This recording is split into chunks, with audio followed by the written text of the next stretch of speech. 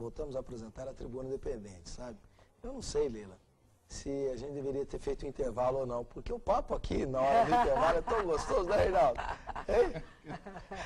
Sempre muito esclarecedor. Continua, né? Continua. Vamos continuar, né, Leila? No mesmo ritmo. Deixa eu fazer um registro antes do Reinaldo perguntar, mas é o seguinte, a Luísa Emico Sigiyama de Oliveira, presidente da Câmara da Mulher, empreendedora e gestora de negócios de Cornélio Procópio, no Paraná. Uau. Ela disse que já te assistiu em março de 2009, em Curitiba, em comemoração ao Dia Internacional da Mulher, pela Câmara da Mulher, empreendedora e gestora de negócios Isso, verdade. do Sistema FEComércio do Paraná. Foi uma maravilha, nossa. Diz que adorou sua palestra. Acho que mais de 1000 mulheres, foi uma coisa boa, né? Está feito o registro. Reinaldo Antônio Maria. Então, Leila, quais devem ser as principais estratégias e táticas para vencer a concorrência? O que você fala para os empresários? Eu acho que hoje nós temos que ter uma direção estratégica. Eu acho que essa coisa de planejamento estratégico é uma coisa meio que do passado, né? Tem gente que fica tanto falando em planejamento estratégico. Hoje nós temos que ter uma direção estratégica. Então, é o tempo inteiro, né? Isso até pessoalmente na nossa vida, nós estamos nos reavaliando o nosso caminho e está percebendo as influências, novos cursos, novas possibilidades, novos aprendizados, novos agregar, né? E é muito interessante que hoje as grandes empresas, elas têm os bancos de talentos. Então, às vezes, elas nem estão precisando de um talento, mas elas percebem alguém que tem um potencial. Eu vou agarrar outra desse cara para cá e vamos ver o que nós podemos fazer aqui. Então, assim, você tem que estar muito antenado, muito aberto, né? Eu acho que hoje a flexibilidade, a abertura, essa disposição para o novo, para a mudança, eu acho que é o grande diferencial das empresas. Então, hoje eu falaria mais numa direção estratégica, ter esse espírito, exercitar esse espírito e essa maneira de ser. E eu acho que nós brasileiros temos mais facilidade do que, não estou falando aqui dos europeus, mas pela nossa cultura nós temos mais facilidade para isso do que os europeus. E que para eles eu acho que é um exercício mais difícil, para a gente é um exercício fácil. Mas a gente não tem a consciência que nós podemos usar isso como um diferencial, sabe? A gente não valoriza tanto. Então acho que é interessante a gente estar falando para quem está escutando aí, começar a pensar em direção estratégica. Leila, o Ricardo Aderaldo, ele diz que é seu fã, ele concorda com a sua fala que o homem bem-sucedido, ele tem algumas características da aptidão do cérebro direito da mulher. Isso. Né? E depois ele mandou um segundo e-mail dizendo, olha, eu conheço o trabalho da Leila há 10 anos e o trabalho da Leila me inspirou a fazer um trabalho que faço aqui em Fortaleza. Ele é lá de Fortaleza. Ele tem uma ONG e trabalha com empreendedorismo social em Fortaleza, em comunidades carentes. Gosto muito do trabalho da Leila. Parabéns pelo programa. Você vê que bacana. Que legal, Leila. Que bom, né? Bom a gente ver que, né? Existe uma rede, né? Ô, Leila, boa ideia. Tem um outro telespectador que entra. Olá, Leila, gostaria de ser conferencista como você. Me identifico em ajudar os outros. E ele pergunta, como posso começar? E onde devo começar? Veja, quem está perguntando é Daniele Franco. Eu acho que qualquer pessoa que quer ser conferencista, eu acho que tem que começar dando palestra em ONGs, dando palestra em escolas, se oferecendo até para você exercitar. E depois você começar a criar uma estratégia para você entrar nas empresas. E tem espaço para todo mundo. Nesse país de 191 milhões e meio de habitantes, com tantas empresas crescendo, tem espaço para todo mundo. Acredita? Vai nessa.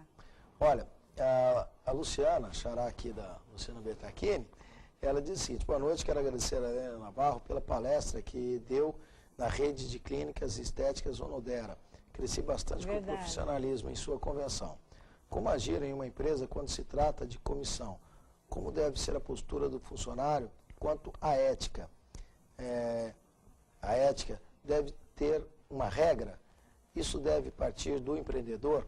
Então ela está falando aqui a respeito de como trabalhar quando comissionada. Então, eu acho que eu queria falar um pouquinho de ética. Tem uma regra para a ética, né? Uma coisa engraçada.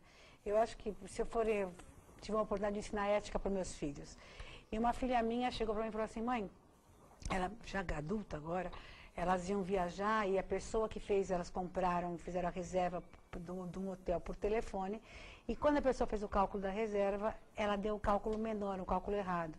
E a minha filha percebeu que o cálculo estava errado, junto com as amiguinhas dela, todo mundo meio estudante sem dinheiro, E elas, em vez de falarem para a pessoa, olha, você fez o cálculo errado, elas não falaram, elas falaram assim, olha, você não quer rever o cálculo? Porque, olha, nós vamos ficar tantos dias, tal hora, para ver se a pessoa se ajeitava ou se continuava errado. E pela segunda vez, a pessoa errou o cálculo e fez a menos. Então, elas chegaram para mim, ela com as amigas, ela falou, mãe, o que você acha? A gente vai lá e já vê que nosso Deus que está mandando, nós vamos pagar mais barato.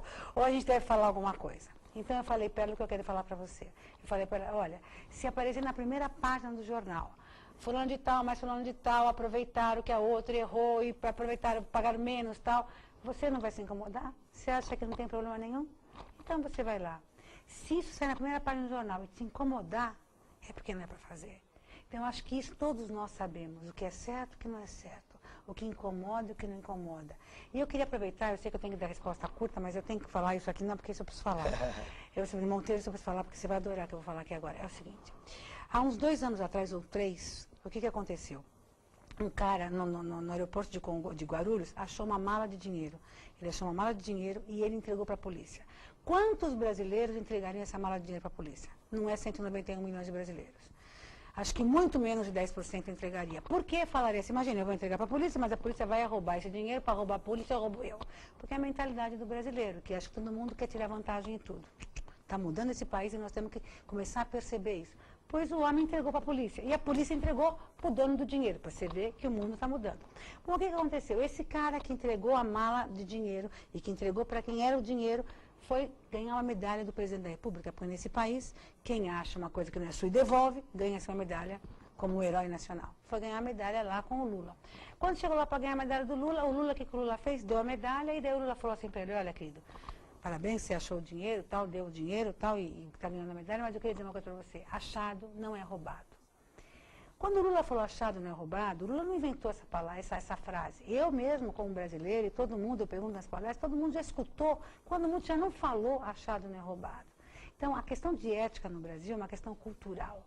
Nós começamos a repensar, e eu gostei muito da sua pergunta, nós precisamos repensar o que é ética, porque todo mundo sabe o que é ética, ou nós não vamos a lugar nenhum.